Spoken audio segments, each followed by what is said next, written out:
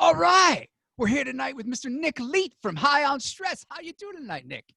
I'm doing all right. Thanks for having me on your show. Oh, you're very welcome, man. I'm psyched to talk to you. I just discovered High on Stress like 2 weeks ago, but I'm loving the record. Nice. Thanks for checking it out. So I want to ask you, what is it about Minneapolis? Like, what makes it that just so much great music comes out of there? Like, especially your particular brand of rock and roll. I think it's the weather. There's, when you've got layers of snow and ice months upon months, everybody just kind of flocks indoors and a lot of bands are born, a lot of music is created. So I think that has a lot to do with it. Just kind of like how, Seattle had their thing as well through all the rain and gloom. I think it just kind of makes everybody go indoors and find something better to do. Bad weather is the key to rock and roll, really. I think that's the key. Look at history. There's a lot of it. Like Liverpool, notoriously rainy as well. Right? Now there's some truth. And in some of those warmer climates, the music just isn't that great. It's definitely happier. They can go outside, but what are you going to do?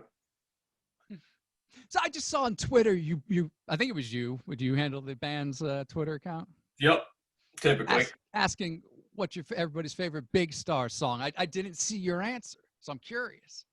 Yeah, I just make everybody do all the work and then I read them.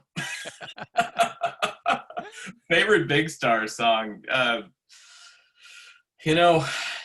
September Girls is an obvious answer, but it's a near perfect song. So that's obviously up there for sure. 13 is kind of it's a brilliant song, but a bit overplayed at this point as far as a band that's, kind of underrated. But, Back of the Car is definitely one of my favorites. If you can't drum along to the drum fills that just going to go on for like a year, then I don't know what you can do, because it's certainly enjoyable. Yeah. And September, I still remember the first time I heard it, and I was just like, yep, this is a perfect song.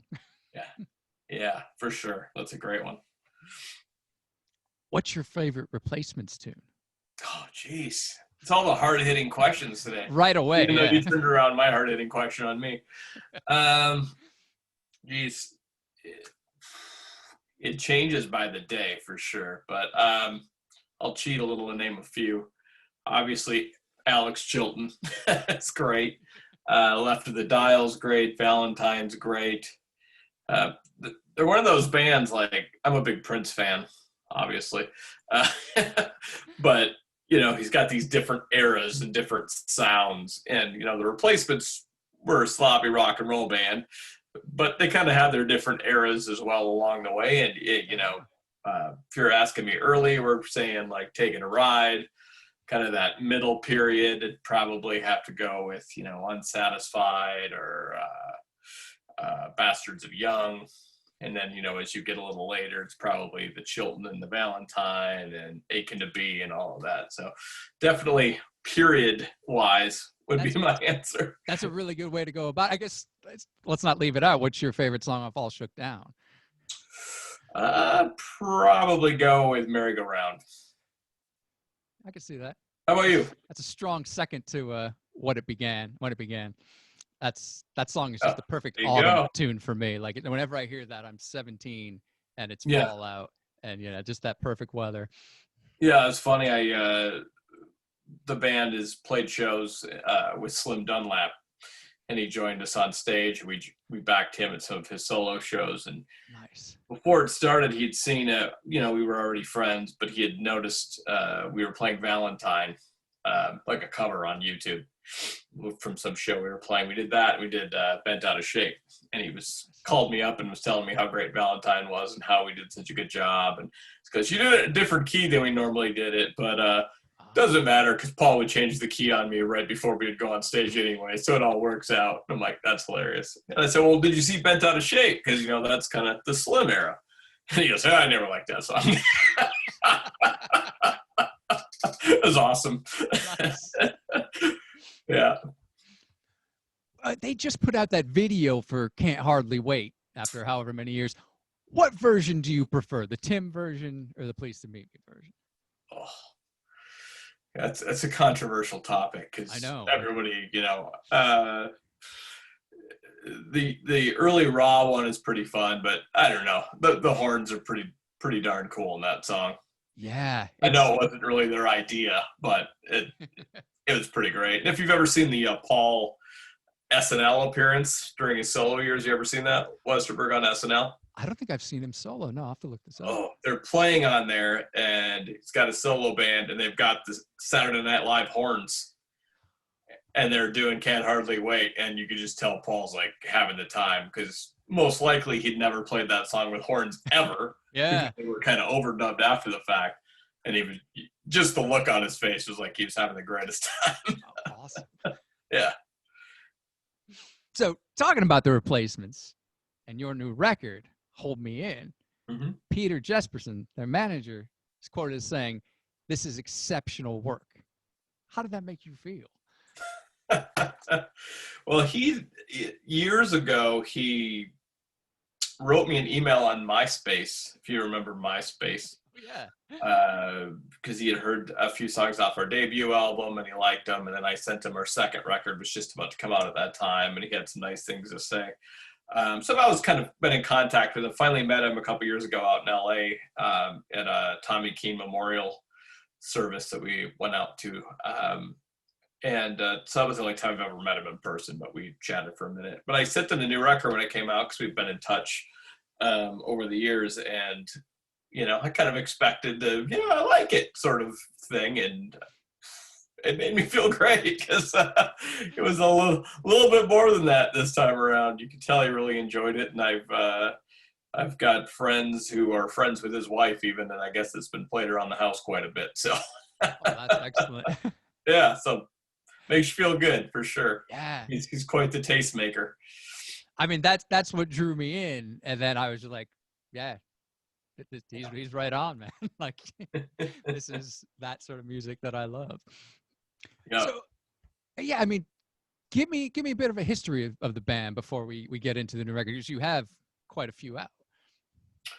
History of the band. So we started out in 2003. The story goes, I had left the band that I had been in for about 6 years or so. And I was going to the local record store. You've got your little sign with the little phone number pull-offs at the bottom. And I was looking for a guitar player, bass player, drummer, keyboard player, and singer.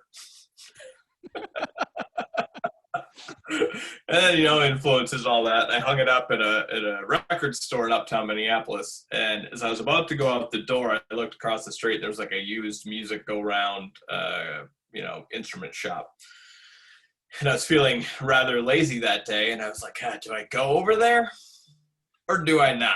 I'm like, well, that's stupid. I'm literally across the street. So I went across the street, hung up the sign. About a week later, I get a call from Mark Deverage, drummer, who found it at the music go-round store that I almost didn't go to, which is so funny because I remember that moment so well going, do I cross the street or not? Which total life-changing moment. It was like This internal, how lazy do I want to be? But he called me, and we literally talked on the phone for 2 hours, had a ton in common, music-wise and everything else. Got together in a friend's practice space to just run through a song. I had a song called My Former Life on the Cutting Room Floor that's on our debut album that I had just written, and we hung out for a couple hours kind of playing it and talking, and had my friend John, who I've known for years, jump in on bass, and that through him we got a guy named Ben on guitar, and that lineup stuck around for about the first album and a half. And then our bass player left, and we got Jim Soul, who does all those great backing vocals that you hear on the record. Kind of a secret weapon for sure. And then soon after that, Ben, the guitar player, moved to China, of all places. And we replaced him with my friend Chad, who I'd known forever, and he's the Mr. Guitar Solo guy on the record. So this lineup's been around for quite a while, but we've got 5 studio albums and a live album, and we did kind of a best of. We broke up for about 4 years and put out a best of in that period before we got back together. So there's all kinds of stuff, which is fun because it seems like, people are discovering us for the first time in a lot of ways, more so than ever. So it's kind of nice now to have this back catalog that not only people are, digging a new record, but if they want to go deeper, they certainly can. And I know I enjoy that when I kind of discover an artist late in the game and all of a sudden you go, what now? Because it's like a treasure trove of discovery. Yeah. I had to listen to some of the greatest hits. I've been really just focusing on the new record, but I listened to that, and I dug. There are a few songs that have been. Leaving Minneapolis was the standout for me. Cool. Thank Seemed you. to have a bit more twang. Yeah. Is that? Yeah, we play both kinds of music. Nice. Where would you suggest I go next in your catalog? Well, I would say probably starting at the beginning. I think Moonlight Girls is definitely one of our best. It's got some of our best songs on it. But I like all our albums. I'm proud of all of them, and I think the key to being able to stick around and make it work and still keep some interest with people is to have solid albums that have a couple of your best songs on every album. Hell, the Foo Fighters have made that a career for how long? These are pretty good. These are great. I got my 2 or 3 that are great. But no, I'm proud of them all. But I would say Moonlight Girls is probably a good place to start, for sure. Cool. And you mentioned backing vocals. I mean, they add so much in a way that you can't really explain, but it's like always, super nice to have. Who are some of your favorite bands who have great like backing singers? Oh, wow. Great backing vocals. That's a tough one. There's so many. Obviously, you've got your standards. You've got the Beatles were amazing at it. The Beach Boys are probably top shelf. Hard to argue with that. hard to argue. That's just magic right there. Until Mike Love screwed everything up for everybody. Sorry, Mike Love, if you're listening, but I'm not sorry. Who else? I think the Who's got some great backing vocals. Pete's vocals were cool. Yeah. I don't know. There's so many. They're just. Def Leppard had some huge backing vocals. Yeah. Not your thing? No. What was that? No, I'm not much into the Def Leppard, to be honest. I've seen them a couple times. One time I was the guy up front yelling, "Joe Elliott, you're my father," but I didn't get kicked out. That guy. I may have been wearing leather pants at the time too, but don't tell anyone. Wait, this sounds amazing. We got to delve more into this. Did you have a face? They were literally playing in the rotunda of the Mall of America, like this, and all of these people just came from nowhere. Like you've never seen these people in your lives. It was just the strangest crowd. So I decided, I'm like, well, if you're gonna go to the mall to see Def Leppard, you better throw on some leather pants. So didn't get kicked out, didn't get beat up, so it was successful. Yes. Very definition of success. And I will say, because they were playing in the rotunda of a mall, they didn't have all the extra piped in stuff, and it was much better than when I saw them at a real show, because they sounded like a rock and roll band. I don't know. There you go. Wow. That's the secret right there. See them at a mall, and you don't have all the extra fake backing vocals and everything else that happens. Although I've been told that their backing vocals are not canned, but if they're not canned, then they're heavily processed. That's true. That's interesting, because did you read Trouble Boys? Their place. I did. No. I read that sucker in like one night, and it's like... I know. But it's such a fantastic book. And so depressing. I know. Yeah, poor Bob, and you actually get frustrated along the way. I'm like, saying MFer on K-Rock probably did you in. Are you going to recover from, making the most influential radio station in America angry and having them kick you out of the studio? And wasn't it one of the stories that they asked Paul to play at a mall? They asked them to play at a mall, and Paul just refused right away. Like, I think around Don't Tell Us All era. Yeah. Speaking of malls. Yeah. Crazy. Well, let's get to your new record then. Sure. Right off the bat, Work Release, man. It's a killer tune. Like that riff, super catchy. And I love the fact that the drums pretty much drop out for the chorus, which is, you don't get very often, but it's very effective. Thank you. No, it was interesting because the band broke up in 2014, and we had this show at the Parkway Theater where we released Leaving Minneapolis that night. That was the night of our release show, but it was also the night we were breaking up. Odd strategy, that one. Yeah, it's a great way to promote a record. Just put it out and break up immediately. So our bass player, Jim, backing vocals, moved to Chicago. So it was like, well, this is, after all these years, we're kind of done. This is over. So we all made the decision to stop. And then I started a new band. Chad and I, actually, a guitar player, started a new band for 4 years. Jim was doing his thing in Chicago. Mark was playing in some other bands. And then our friend Tommy Keene, power pop legend, he passed away. And we used to open his shows when he would come to town. One of my favorite shows was actually us, and then we played, and then Slim Dunlap, the Replacements, we backed him. We were part of his band. And then Tommy Keene played later that night. It was the three of us. It was just a great night. But that's fantastic. He passed away suddenly, and Mark and I ended up talking and decided we were going to fly out to LA for that memorial service. And so we hadn't hung out in a bit, and that was kind of the start. Like, I had left those other bands, and then we went to do that, and we got to talking, and then Chad was like, we should really think about it. And then everybody's kind of talking to each other separately about how we should put it back together, but how do we do it without Jim? And then we realized that we don't have to do it without Jim. Because we did a couple of reunion shows, and Jim showed up with his bass at the front, no practice, and all those years of muscle memory kicked in, and we're like, all right, we got this. Excellent. So it was really that memorial service that we went to Tommy Keene that kind of got everything back into play in a lot of ways, and showed us the life was too short. The man was in his 50s, but it kind of made sense when I wrote that song. It was kind of my homage to Tommy Keene. So I don't know if you're a Tommy Keene fan at all. I don't know him that well, but I know. I was aiming for a little Tommy Keene vibe on that song. Is kind of a little tribute to the whole thing, and Tommy Keene fans seem to like it. I'll have to check him out then. Yeah. Nice. Cool, man. Dakota.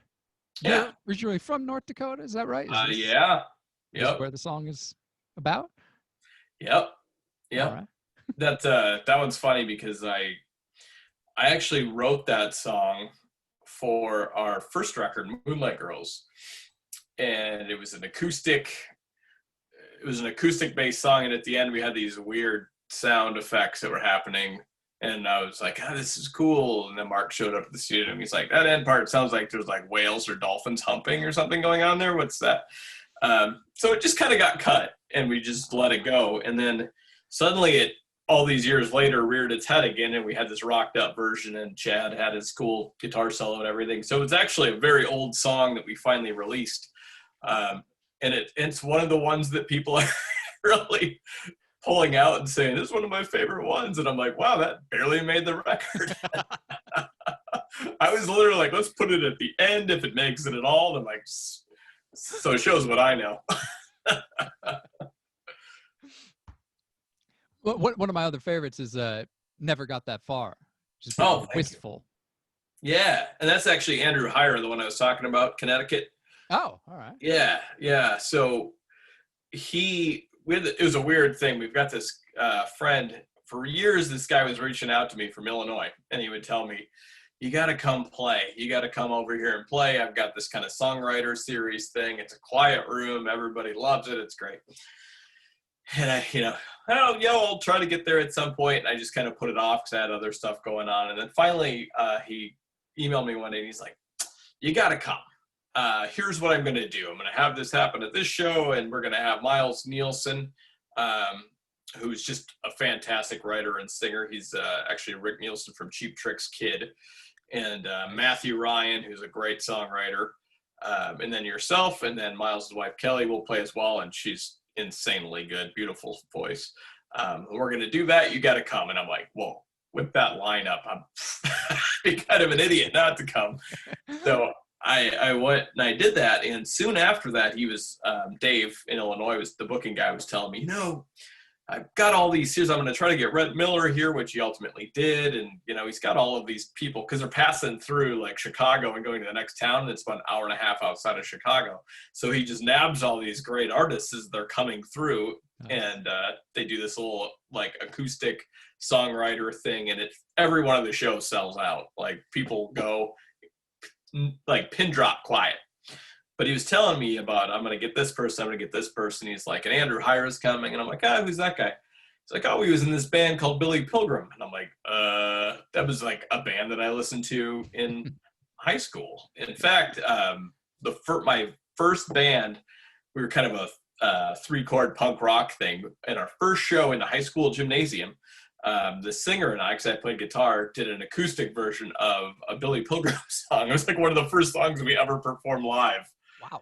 And I'm like, what? So I found Andrew on Facebook, and I'm like, hey, I understand you're going to do this thing. It's great. You'll love it. It was so fun. And then we kind of struck up a friendship. And then I don't remember if it was my idea or his idea to write a song, but what I did is I had the verse and chorus of that song. I did an iPhone video, sent it to him on Facebook Messenger, and then he sent a video back doing a verse and a chorus, and we did that until the song was written. Oh, that's awesome. Took it into the studio to the band. We recorded all of our parts, and then we sent him the song. And then in his studio, he, layered on his harmonica and guitar and mandolin, and he sang those verses too, the ones that aren't me. I'm sure you can pick those out fairly easily. And he sent it back. And once we had it mixed down, Chad, he's a guitar player, he recorded the album. We had recorded it all ourselves and everything. Sent Andrew a copy, and then Andrew texted me and said, this sounds great. And then we got on the phone and met officially for the first time after the song was written and recorded. We made a point where like, we will not talk to each other for real, other than, email, maybe text, no phone calls. And no, he's a great guy. I was actually just texting with him earlier because I had a Billy Pilgrim thing going on tonight where they were doing some online thing talking about their new record. So well, that's an excellent way to work. Yeah, no, and that song turned out really cool. You did some great work on it. Yeah. Daylight Instead is one I keep seeing people mention it on the internet. Short and sweet. Yeah. That one was weird because it was written early on in the life cycle of the record as we were kind of getting ready and recording things. And it just kind of kept getting pushed back. And it was the last song to actually make the record because we were kind of like, are we done? I think we're done. And they were like, everybody else was like, well, what about that one song?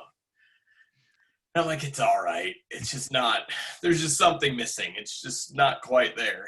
And I'm like, we can just cut it. And then that conversation happened a couple days.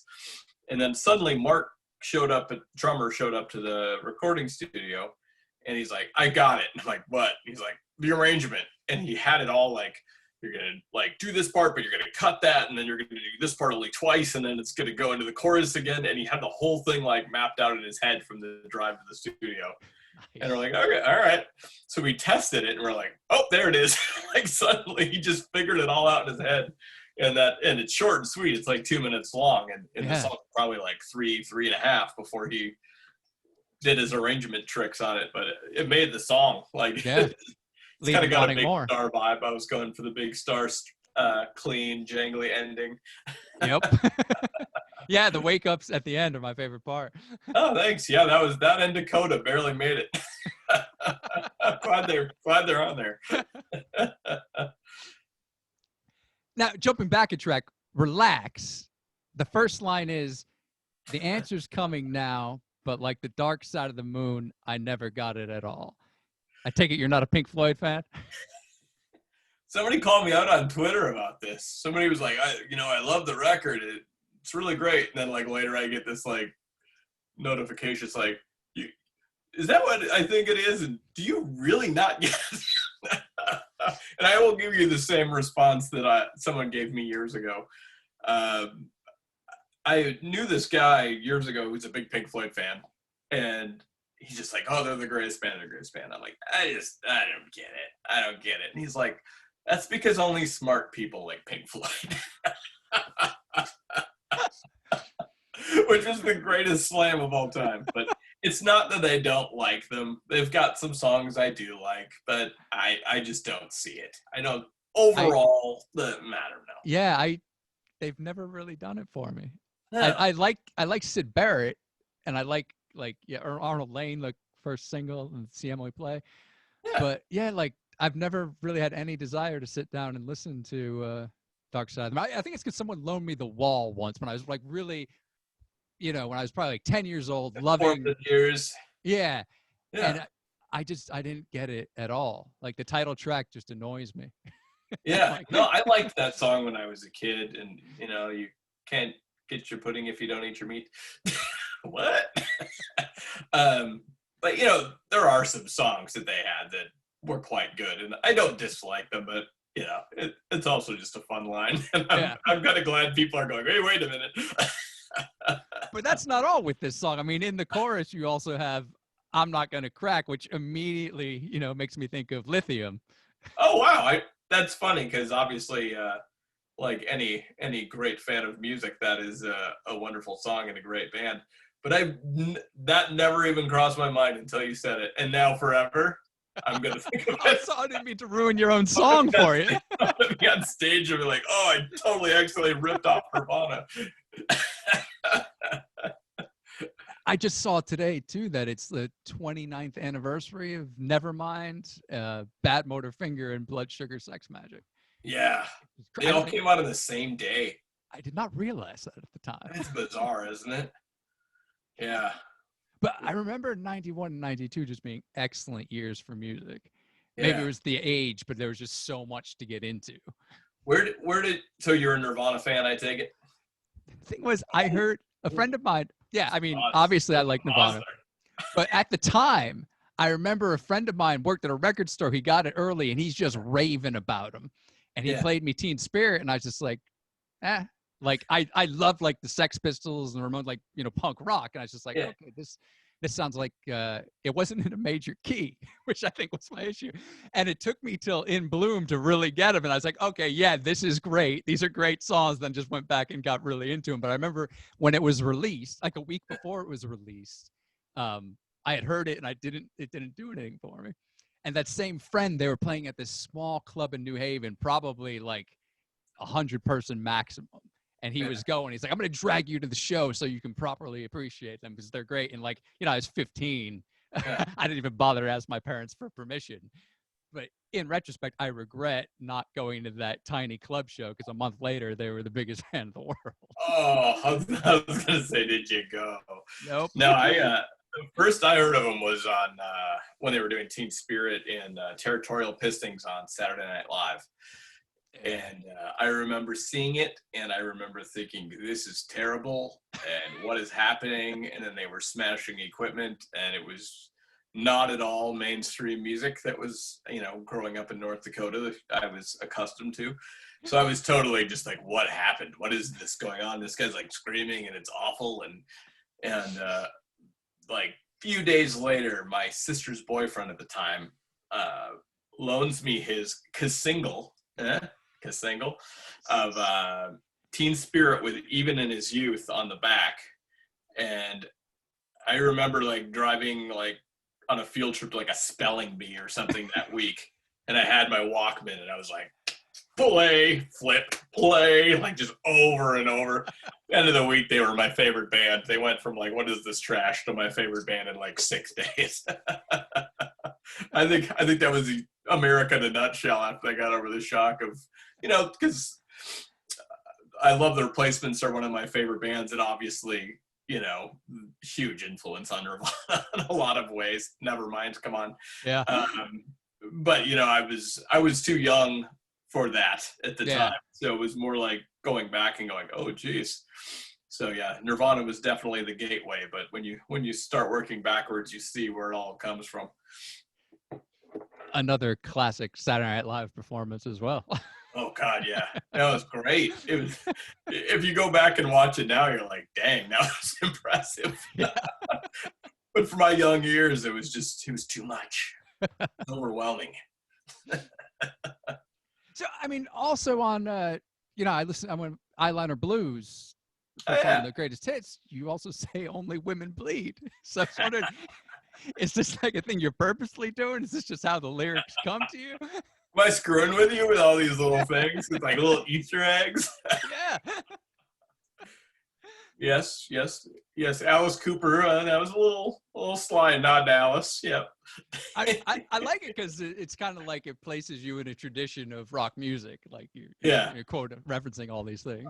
They're all over the place. I remember I think it was on the second record, Copland Parade. We were in a practice space and we were writing a song, and I mentioned Summer Babe Plays Out Loud. And then I remember our drummer's like, so are you going to like do that on every record? Like, yeah, I think so. Because that's a Pavement song. But it was, it wasn't shameless. I actually had this memory of recording my first band in North Dakota came down to Minneapolis to record our album. And my buddy Bill, who's in this great band called Saint Small, gave me a couple mixtapes that he created, and I was listening to them on our bus back to North Dakota after recording. And this mixtape had like Early Spoon off of Telephono, and then it had Pavement on it, Summer Babe. So it was just kind of going back to that memory of listening to that song on this cold bus after this like epic recording session. So nice. It was more of a memory thing rather than a purposeful little like, oh, look at me, I like Pavement. Oh, nice. I miss mixtapes so much. Like, Spotify rips people off bands in a big way, but there's a little bit of that where you can make mixes for people, but there's just something different to it because there's just so much noise coming at us at all time that it's a little different than handing something to somebody. Yeah. And having two sides, I thought was kind of key. Right. You put a lot of thought into those, whereas nowadays it's just like click, click, click. Oh, you got to sequence that. Yeah. I think that's how I learned to sequence. I remember making a tape once, and I was in the car with my dad, and all these songs were playing, and he's like, oh, I like how you led into that song. I'm like, what are you even talking about? I had no idea. He's like, well, you had this too fast, and then it kind of made sense how it went into it. I'm like, that's a thing. So in a way, you kind of learn it when you make those mixtapes, how to make it flow. Yeah. It's a good skill to have later. But I will say that I am not the sequence guy on our records. I let the other guys fight over that because at that point I'm tapped out. I'm like, no. It's too exhausting. Nice. Yet another reference. I think tomorrow night you're doing a show called Live at Leet's. The podcast is going to come out on Monday, so we'll miss it. Okay. But are you going to be doing more? Well, when everything went down and we were all stuck at home, I had a thing going about every Friday night at about 8:30 Central. I would do like a live at Leet's. And somebody actually said that wasn't even mine. I stole that. They're like, oh, Live at Leet's. And I'm like, oh, that's good. And then a buddy of mine, artist, actually like sent me one day after somebody made that joke. He made a Live at Leet's album cover, like spoofed it. I'm like, okay, I'm running with that. Excellent. But no, I did it for probably like 10 weeks in a row. It was like crazy every Friday. And then, baseball started. I got distracted. So it's been a long time since I've done it, but I'm gonna probably do some songs off the new record tomorrow. And it doesn't replace standing on a stage with drums and everything else. Yeah. But it's kind of the best way it can do at this point. So it should be fun. What's your favorite Who song? Oh, favorite Who song? So many. But I would say I got to go with Won't Get Fooled Again, because, if you were dropped on another planet and somebody asked you what rock and roll was, I think I would go to that little drum section with the scream and everything. It's like the perfect rock and roll moment. So it would be hard for me to not say that song. Yeah. No, I will stick with Bob O'Reilly. I mean, to me, that's probably number 2. It's kind of A and B. Yeah. That record's brilliant. Yeah. And are you a GBV fan? I am. Yeah. In fact, that buddy of mine, Bill, who I mentioned earlier ago, he's like the biggest GBV fan in the world. His band actually opened for them at a thing. And Pollard came out in handcuffs, and they had it was like this festival thing. And they had the St. Paul police bring him on stage in handcuffs, which was pretty funny. But he's the one who got me into him. And it was another one of those things where he's like, this is the greatest band in the world. They're better than anybody. And I'm like, all right, let's hear them. This sounds exciting. And then I got Alien Lanes, and I'm like, why is there an entire song where a guy is snoring over it? And then I realized soon after that, and I remember telling him, yeah, not into this. But soon after that, he sent me a mixed CD that literally had all of the best GBV songs to that time frame. And I'm so there are 60 of them? Yeah. Well, when they're go check out this band, and they've released 10 records this week, it's hard to find where to start. But when your buddy puts all of the best stuff on one CD and says, start here, you go, oh, okay. I get it. There are some amazing songs on here. So, yeah, definitely a fan. But I've seen them do Bob O'Reilly a couple times, which is just fantastic. Nice. Yeah, I've seen them do a Who song too, but I don't remember what it was. It was years ago. I'm curious. Do you know why he came out in handcuffs? It reminds me of the Van Halen Panama video. Oh, that's probably when Rock was dragged out of the dressing room by the cops. That's what he was doing. And it was all just, that wasn't real. They staged it for the video. Yeah. Yeah. No, it's, his antics, I'm sure it was pretty effective. It was funny. Everybody cracked up. But I loved how he actually had the actual police involved because they were there for security and stuff, So, hey, will you do me a favor? Lock me out in cuffs. And you mentioned you're a huge Prince fan earlier. Yep. What's your favorite Prince song? Oh, jeez. Keeping tough questions going. Oh, that is tough. That's another, era thing too. I kind of go back and forth with my favorite Prince album. I was telling a friend last night because he had mentioned to me, he's like, I get it, Purple Rain's genius, but for me, it's Sign of the Times. And I said, yeah, once again, AB. I feel like Purple Rain is like the cohesive pop genius guy. And I think Sign of the Times is the sprawling mad genius guy. Because that thing's just all over the place. There's all these great songs and just goes every which direction. Its mind won't stop. So, on any given day, that's going to change. But If I Was Your Girlfriend's out there, that's such a crazy, weird song. I love it. Obviously, When Doves Cry, it's overplayed, but if you think about it, just that great guitar riff at the beginning, the no bass, the catchy chorus, it's so played now that you don't really think about it, but it was just a bizarre song at the time. And it's just a standard at this point, but I remember it was kind of scary. Who doesn't put a bass in a radio hit? Ever. I'm sure the radio company was the record company's can you go back and I know his bandmates were actually read something where one of his bandmates was it's fine, but where'd the bass go? So even his bandmates were questioning him. Worked out. Yeah. That's a question I've been thinking a lot. What is my favorite Prince song? And again, it's, I guess, this whole Eras thing I like. Because lately, probably the past couple of years, it's been I Can Never Take the Place of Your Man. That's just a great tune. But I have the chorus of Controversy. Every time I hear it, I'm like, that's so good. That intro, too. Oh, yeah. Yeah, I saw the Revolution did a couple of shows. One before he passed, where they played at First Avenue, and they were trying to get him to come, and they had his guitar there and everything, just in case he was going to. And because he told them, no, maybe So then they did another one after he passed, but they would open with Controversy, so they've got the lights and oh man. Even without him there, just hearing his band play, it's just oh, man, that is such a brilliant song.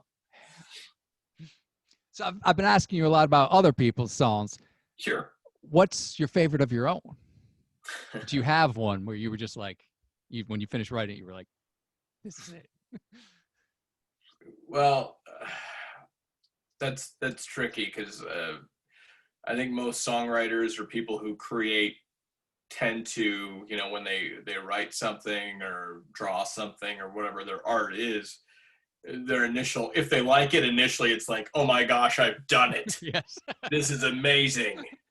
I can't believe I did this. And then the next day they wake up and they're like, this is trash. I'm trash. It's horrible. So, you know, you can ride those emotions. But I would say, if looking back, Gold Star off of Moonlight Girls is definitely up there for sure. I kind of feel like I've always been trying to top that in some way. I think that's on the best of, right? Yeah. I remember that one. And off the new one, Work Release probably would be my favorite on there, but I like the whole thing. But Coplight Parade, the song Coplight Parade off of that album. See, I'm cheating now. I'm giving you a few so I don't have to cop to one. Yeah.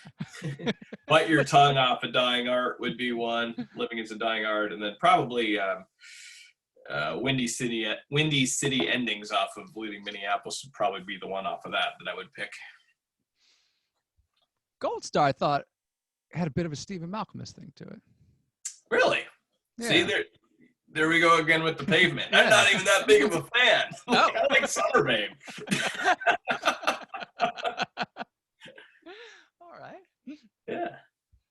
Do you have a favorite song all time? Favorite song all time? I'd probably go with Day in the Life by the Beatles. That's, there's a few of those a lot of those Beatles songs where the magic of Lennon and McCartney come together. Yeah. You know, you can always kind of tell this is the Lennon song or this is the McCartney song, where there's some where it's just like, wow, did they ever just like meet in the middle? Yeah. Day in the Life is one of them. You've got those beautiful verses and chorus, and then you've got the McCartney bridge with the woke up, got out of bed thing, which is total vintage Paul. But then you've got the crazy, orchestra going on at the end and the alarm clock and all this just weirdness. But it's such a great story about that is, they get at this giant orchestra into the studio and they're going to play on this Beatles record and they're all excited and they're like, oh, we're these brilliant musicians. And they're like, all right, what do we need to do? And they're like, all right, all of you, we're going to start at this note and we're going to go up to this note. But you all just do it at whatever time and speed you want to go. Have you ever heard that story? No, I never had. Yeah. So they're all like, what? That's not what I'm trained to do. Yeah. So that's why it kind of goes, because they're not doing it at the same time. The instruction was you start here and you end here, but get there however you get there. That makes sense. Wow. And then you got the alarm clock. So that's just songwriting masterpiece right there. And like, We Can Work It Out, not my favorite Beatles song, but another one of those where you can hear that Lennon and McCartney push and pull. Yeah. I remember a friend of mine told me the first time he ever heard A Day in a Life, like a friend of his was like, you got to hear this, and like brought him to his house, played it, and he was just sitting in his chair, like really focused on it, and he was just so into it that at the end he just fell off the chair. I think that's the proper response. Yeah, his mind was just blown. After a while, it becomes a part of the fabric of everything, and you kind of forget, kind of like the Prince thing where you're like, this is like the 60s. This is like, Love Me Do, I Want to Hold Your Hand. And the next thing you know, they've got this orchestra and alarm clocks and all this crazy stuff happening. And like, now you don't really think too much about it. But at the time, they must have thought like, the Beatles have gone mad. And they kind of did. Yeah. But it worked. Totally. Yeah. So what's coming up in the future? That's a hard question, but is there a future? Laughs nervously. I wasn't so sure we had a future, but if there's a future, what will you be doing? Well, I would say first things first. Everybody, there's an election I hear that's coming up, so maybe vote. Quite an important one. Yeah, I think people should probably vote in that one. maybe not sit at home. I'm sure there's a few undecided people out there right now. I think everybody's picked their sports team on that one. Yeah. So that's an important one. And then I would say, hopefully we can get back to normal somewhat soon. We had a plan to go out to the Northeast and do a run of dates in August that got pushed, and we had a release show that was pushed. So it's, we just want to get back to playing at some point. So it's hard to say where the future is. So have you not been able to do this album live at all? We'd so there's on Bandcamp there's a Live at First Avenue record, which we played. We played everything throughout our history really on there, but there's Work, Release, and Relax are on there, live versions from when we played that show last year. So we've played a handful of them. About half of the songs probably been played live at some time or other, but we were just about to do it, and we've been in the same room outside, socially distant on a deck for about 20 minutes a couple months ago. Okay. 2 months ago. Other than that, we haven't all been in the same room since last year. The record was basically in the can. We were ready to go, thankfully. Otherwise, we would have just been completely stuck. Yeah. But, so, yeah, it was done and ready to go. But, that's yeah. good. Yeah. So we're just, we're demoing some stuff. We all have our own recording stuff that we can do at home and send stuff over to each other and kind of work it out that way. So, there's stuff happening, but it's just, not in the same room, which is a bummer. Yeah. Ooh. Well, that's all my questions. You got anything else you want to add? Yeah, so comedy. Tell me about comedy. I'm turning this around now. Well, who's your favorite comedian? Two I always say. There's a British guy, Daniel Kitson. Have you ever heard of him? I don't know. No. Fantastic stuff. He been going like 20 years or so, but he did like one TV show 20 years ago, hated it, and then just decided he would do live shows. Sure. And like he makes his living doing that, and he keeps them very reasonably priced. I lived in London for a while, so I got to see him quite a bit. And he would do warm-up shows that you'd pay like, a couple bucks to see. And like, he is just brilliant stuff. I highly recommend it. He has a couple things on Bandcamp. I guess he has recorded everything. All right, I'm looking this down. Kitson, Kitzen. Kitson. Son. All right. And got it. Wrote it down. Chris Rock, another one I love. Those early I'm gonna write shows. Christopher Rock. R.O. Yep. Okay, I think I can remember that one. You might have heard of him. Maybe. Yeah. He's fairly funny. Yeah. Eugene Merman. Okay. Yep. He's funny. Yeah. I actually saw him open for the Flight of the Conchords. Yeah, nice. At second row. It was quite awesome.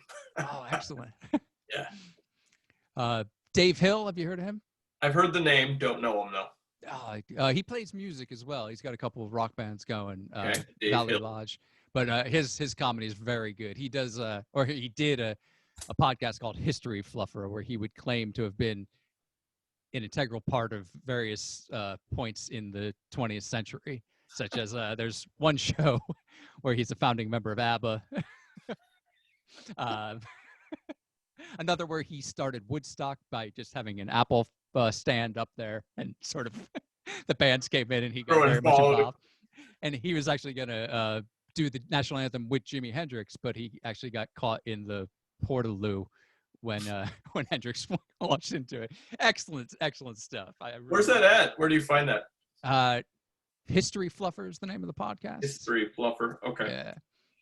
Okay. Nice. Are you a Mark Maron fan? I am. Yes. I like. It's like podcast comedy. I've seen all his specials. I listened to the audiobooks of his books, which I quite enjoyed. Yeah. I loved his podcast with David Lee Roth. Have you heard that one? You got to take breaks on that one. It was insane. Yeah, just like. Yeah. It's like this man is misfiring. He's like all over the map. It's funny. Years ago, my when I moved to Minneapolis, my parents came down to visit. They took a trip down, and my mom she brought me a gift. She knew I liked reading music biographies, so she bought me Crazy from the Heat. Yeah, the David Lee Roth, and I'm like, woo. I don't even like Van Halen, but I'm just like, okay, whatever. Awesome. It's insane. I picked it up again last year and tried to read it. Like, I remembered the stories, but they don't even go in any sort of linear format. It's all over. But my favorite part of that book is when he talks about when Van Halen called him to come in to do one song for the Greatest Hits collection after they had been apart for years. We're going to do one new song with you, one new song with Sammy. And he shows up with his entourage, and he's got a palm tree in his hand in the studio. And they're like, what the fuck are you doing? And he said, you know what? Like, I need Club Dave, here, if I'm going to do this. I saw him, the last show that I actually got to go to before all this happened. It was Kiss, which, I saw Kiss in 96, the reunion thing with all of the original guys, but this was half Kiss at this point. They've got stand-ins. But the tickets were dirt cheap for lower level. So last 2 days before, I'm like, I don't know, it's better than watching TV. Why not? Let's just go. And David Lee Roth was opening, which was the other thing where I'm going, okay, well, I've never seen David Lee Roth. And his voice is, he's kind of talking and hilarious. I laughed all night. He's rubbing his ass in the microphone stand. I'm like, he has no idea how old he is at this point. He's just it was so fun. And actually Kiss was quite entertaining as well. Oh yeah. That bizarrely, that was the last show I saw before lockdown. And then David Lee Roth throw his butt on the mic stand. Oh yeah. I mean, Van Halen were my first love, and Kiss were my favorite band when I was 10, 11, 12. My friends and I dressed up for Halloween. I think everybody's got that 12-year-old Kiss thing. Yeah, and I had never seen them before. So I was when I saw the two of them were playing, I was like, yeah, I'll go. Tickets were insane for floor seats were $900. I was like, I'll pay $50. And I ended up getting a ticket for $30, just way up there. And which was fine. It was exciting enough. But then to fill seats halfway through Kiss, someone from the venue came and handed me and my friend tickets right up front, 12 rows back on Gene's side. So we went up, and the pyrotechnics were they were hot enough at the back of the arena. And was it fairly empty? Was there a decent crowd? I guess it was a Wednesday night. So there were empty seats, but I guess they wanted to fill in seats, so they gave a bunch of us free tickets for going up front, and it was super exciting. Because you're just all wrapped up in it at that point. They were on Groupon. Do you have Groupon where you're at? Yeah. They had tickets on Groupon for $30 lower level. Oh wow. For St. Paul. And I missed it. I was signed in to buy them because I'm well, $30 on Groupon. This is just what the heck. Yeah. And I went in to sign it, and I hit the buy button, and all of a sudden it freaked out. And then I tried to get back in, and they were gone. So I ended up buying them for $45, pretty much in the same area outside of Groupon. But we got there, and there were the different levels were blocked off, and it said if you have tickets on this club level or this level, check in at this, and they moved everyone down. Because they didn't sell any tickets. It was pretty bad. That's insane. Yeah. So, I got $40 for lower level seats. Totally worth it. But those confetti cannons were worth the price. They had to have lost money for the amount of confetti that they shot out of them. When I saw them in 96, it was boom, and they kind of, go off and it's over. This was it was 20 minutes.